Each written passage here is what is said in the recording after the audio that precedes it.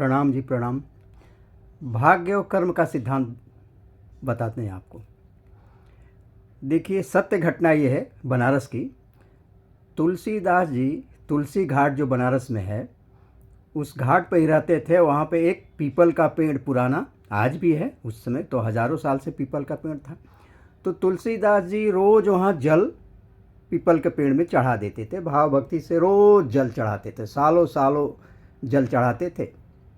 और शाम दिन में जैसे कि पंडित जी लोग टीका उका लगाते हैं ना, जजमान लोग आते हैं घाट पर अपना बैठ जाते हैं, तो काशी घाट पर बैठ के करते रहते थे। और शाम को अपना रामचरितमानस कुछ लिखते थे तो बाँचते थे सीढ़ियों घाट पर बैठ के।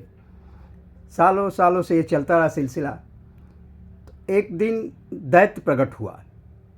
पीपल के पेड़ में दैत्य का वास होता है, जो बताया ना कि देवी देवताओं पितरों का, अच्छी बुरी शक्तियाँ सबका वास होता है और सबका टाइम होता है।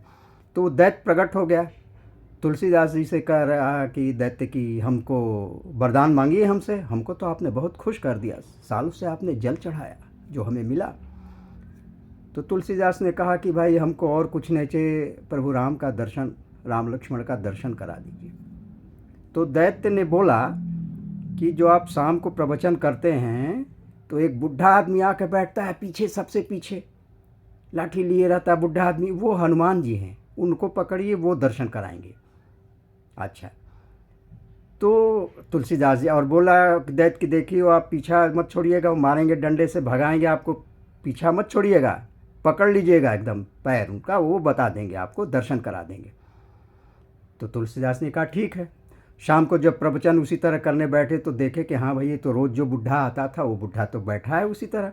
जब सब लोग चले गए तो तुलसीदास जी पीछे पीछे उस बुढ़े के पीछे पीछे हो लिए, और वो बुढ़ा वो मार रहे हैं डंडे से, ये सारी चीज़ें कर रहे हैं। तो ये तो संत ने, दैत्य ने बताया था कि भाई पीछा मत छोड़िएगा। तो लाख करते रहे, मारते रहे हनुमान जी उनको, भागते भागते ये पीछा नहीं छोड़े। तो संकट मोचन जहाँ अभी स्थापना हुआ, तुलसीदास ने वही हनुमान जी को स्थापना किया था, वहीं पे हनुमान जी प्रकट हुए, बोले कि आपको क्या चाहिए। तब हनुमान जी वो तुलसीदास जी बोले कि हमको राम लक्ष्मण के दर्शन करा दीजिए। बोले ठीक है, आप अमुक तिथि को अयोध्या में जाइए, तिथि बताए थे कोई, और सरजू जी में स्नान कर लीजिए, और स्नान करके वहाँ पे आप चंदन लगाइएगा, राम लक्ष्मण का वहाँ दर्शन होगा, और मैं तोते के रूप में बोल दूंगा, चित्रकूट की घाट पर भई संतन की भीड़, तुलसीदास चंदन घी से तिलक देत रघुवीर।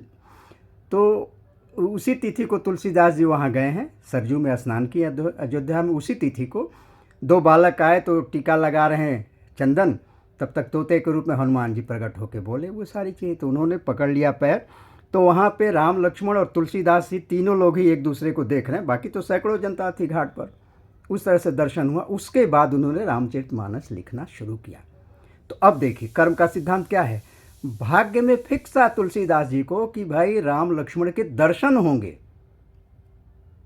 लेकिन बाया दैत्य ने बताया हनुमान जी को, हनुमान जी ने बताया, और दैत्य खुश हुआ क्योंकि सालों से वो पीपल पेड़ में जल डाल रहे थे।